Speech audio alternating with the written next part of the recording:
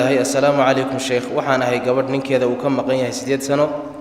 nolol iyo geeri midna kuma hayo nafaqana haba sheegin waxaan doonayaa inaan guursado maxaan yeelaa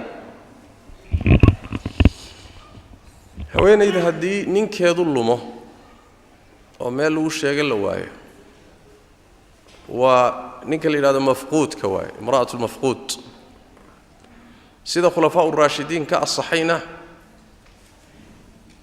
Umar ibn Khattab iyo Uthman ibn Affan khaasatan waxay yiraahdeen tarabbasu 4 siniin wa ta'tadu 4 ashhurin wa 10 afar sano isugi afarta sano markay dhamaato afar bilood iyo 10 bari bay cidda tirsan marka kadibna ninkay doontay guursan kadalika waxay ka asaxday Abdullah ibn Abbas iyo Abdullah ibn Umar sida luwayn uu ku keenay juskiisa bi sanadin sahih sidaas marka fuqahaduna u badan yihiin inay sugayso afar sano laakiin waxa muhiim ah afar sano iyo xadididooda iyo go'aan qaadashada waxa iska leh maxkamadaha qadaaga ba iska leh al-jihatul qadaa'iyya iska leh markii ninka la waayaba waxa la rabaa inay u tagto maxkamadu marka xadido waqtigii qabato waqtigeeda dhamaysato soo noqoto maxkamadu marka fasaqdo markay fasaqdo kadibna ay marka afar bilood yaani laga soo qaaday inuu dhintay oo kale ilaa muddadaasi macnaha hadii la waayo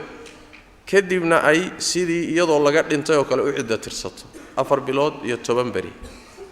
markii ciddadeeda dhamaysato kadibna way guursan ninkay rabtay guursan tayib haday sidaa ku guursato oo waqti kadib ninkii oo socdo yimaado ka war iyadoo la qabo oo ninka la xaasuwa ayuu ninkii hore soo taagay see la yeeli way arintaasi isla al-khalifatain Uthman ibn Affan Umar ibn Khattab iyo Uthman ibn Affan ba iyagana ka sugantahay bi sanadin sahih sida masaa'il Abdullah ibn Ahmad ku sugan abi weydiiyay waxay leeyihiin ninka waxa la khiyaar gelinaya in xaaskii loo furo oo cidda tirsato oo dib ugu noqoto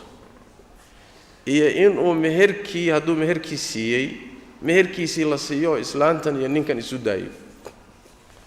laba keed mid baad liyal baa la oranay ama wixii lagu celiyo meherkii hadaad bixisay iska tagniyo ama hadii kaleeto ma aha islaantii ha lagu furo kadibna dib hal lagu soo celiyo labada kii uu doortaa loo sameeyay sida waxa xukumay Umar ibn Khattab radiyallahu ta'ala anhu ardaa qisa ajab badnayd iyaduna dhacday oo ahayd nin saxaabada kamido nin xilligii Umar joogay oo jin uu dafay oo afar sano jin uu la maqnaa oo kadibna isla helay oo soo noqday xaaskiisi ayuu sida u xukumay Umar ibn Khattab radiyallahu ta'ala anhu ardaa saas daraadeed xalku waxa weey marka la soo gaabiyo maxkamadaha qadaaga tag qadaada u tag ayaga insha Allah ta'ala garanaya jidkii aad mari lahayd wallahu a'lam